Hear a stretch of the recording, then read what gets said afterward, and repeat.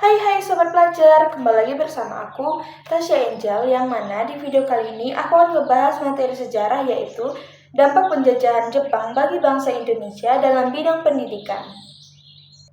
Nah teman-teman, seperti yang kita tahu, Jepang menjajah Indonesia selama 3,5 tahun. Hanya sebentar, namun sangat kejam. Berikut saya akan menjelaskan dampak positif dan dampak negatif penjajahan Jepang di bidang pendidikan. Dampak positif yang pertama, penggunaan bahasa Indonesia sebagai bahasa pengantar. Jepang menghapus bahasa Belanda sebagai bahasa pengantar dan menggantinya dengan bahasa Indonesia. Kebijakan ini memperluas akses pendidikan kepada masyarakat umum dan memperkuat bahasa Indonesia sebagai simbol persatuan nasional. Yang kedua, pendidikan dasar yang lebih terjangkau. Jepang memberikan perhatian pada pendidikan dasar bagi rakyat biasa dengan kurikulum yang berfokus pada keterampilan dasar seperti membaca, menulis, dan berhitung. Pendidikan menjadi lebih inklusif dibandingkan masa kolonial Belanda. Yang ketiga, penanaman nilai kedisiplinan. Jepang menanamkan nilai-nilai kedisiplinan, kerja keras, dan tanggung jawab melalui pendidikan. Meskipun bertujuan untuk mendukung kepentingan Jepang, nilai-nilai ini berguna dalam membentuk karakter masyarakat. Yang keempat, peluang bagi guru lokal dengan ditutupnya sekolah-sekolah Belanda.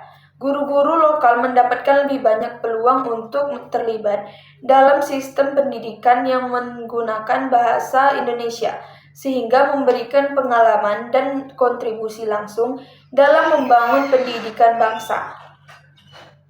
Yang kelima, kesadaran nasional melalui pendidikan. Meskipun pendidikan Jepang mengandung propaganda, guru-guru Indonesia sering memanfaatkan kebijakan ini untuk menanamkan semangat dan nasionalisme di kalangan siswa.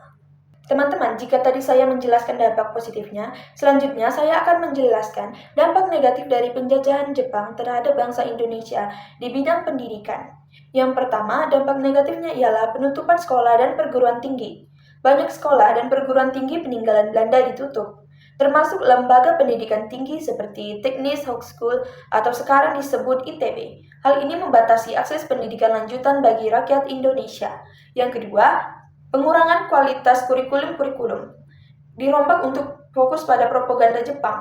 Mata pelajaran penting seperti ilmu pengetahuan, sejarah, dan seni digantikan dengan pelajaran yang menonjolkan kehebatan Jepang dan ideologi mereka, sehingga menghambat perkembangan intelektual siswa.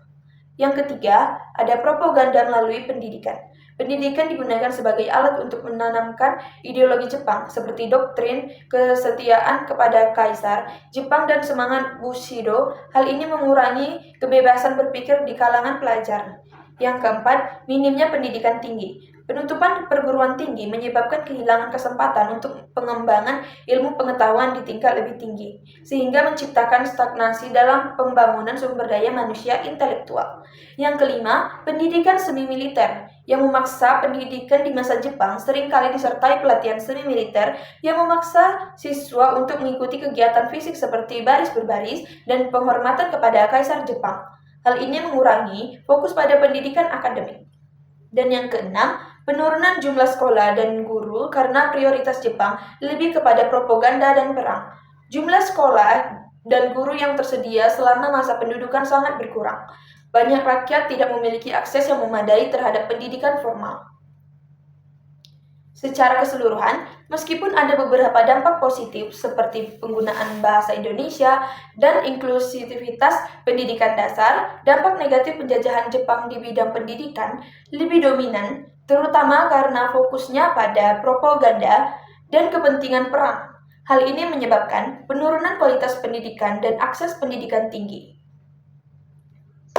Baiklah teman-teman, hanya itu materi yang bisa saya sampaikan. Saya mohon maaf bila ada salah kata, salah penyebutan, dan juga ada kesalahpahaman dari penjelasan materi saya tadi.